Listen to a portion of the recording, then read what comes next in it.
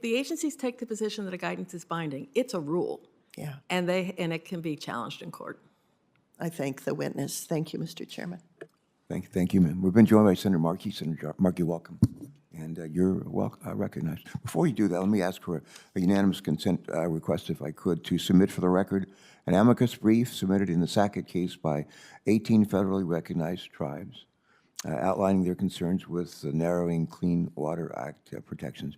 This brief affirms that narrowing Clean Water Act protections through Sackett would have dire consequences for tribes, including by undercutting their ability to protect against cross-border pollution. Is there objection? Hearing none. Senator Markey. Thank you. Thank you, Mr. Chairman, very much. This year alone, we've seen severe flooding, costly storms across the country. We know that climate change is only going to make those disasters worse, more water, more often. And wetlands are vital to storing water before it gets into our homes and our communities.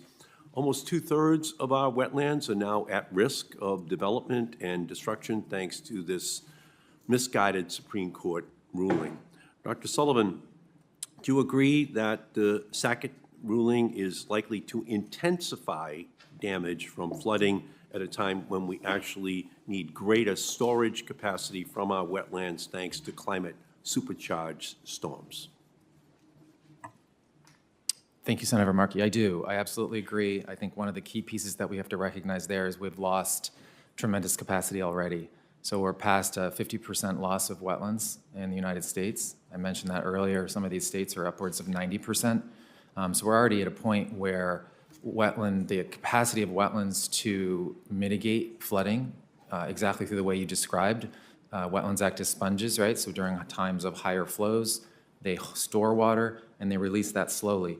They release it not only back onto the landscape, but into groundwater. And wetlands in their historic distribution, you would have seen them hemming most rivers and serving that role. And so I think as we are at a point now where we're working with a limited set, it's like, on a commercial 2-engine airliner, we're down to 1 engine right now. And so when we think about how we are going to maximize the benefits of wetlands, one of those is understanding maximizing their protection so that we maintain the capacity for wetlands to mitigate against floods, which costs money and costs lives, but also on the flip side, as we discussed earlier, to maximize their capacity to mitigate drought. Those are flip sides of the same coin. So is it true that building over wetlands will also contribute to heat surges, amplifying the urban heat island effect that we had a hearing on recently? That is absolutely true. I think, and it's not just wetlands, it's streams. In fact, there's a well-known scientific principle called the urban stream syndrome, which discusses the changes streams go through under urbanization. And streams and wetlands in urban environments create microclimates and reduce heat. They absorb, they provide green spaces, and they do exactly that. They create favorable climatic conditions at a local scale. Okay. So very critical functions. And from the Sackett ruling, we are supposed to think that the upstream headwaters don't have any relation to the downstream bodies of water that we fish in, swim in, and enjoy. But we know that water rolls downhill, so any problems in that water will roll down with it.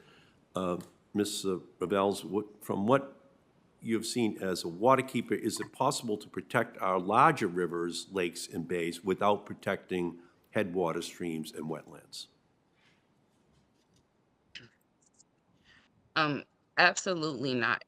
In my experience, with just different things within communities, like as a community member, I see on the grassroots level all of the things that are affecting our waterway, like industry, stormwater runoff, things that we don't talk about that lead into our waterway that has to go somewhere.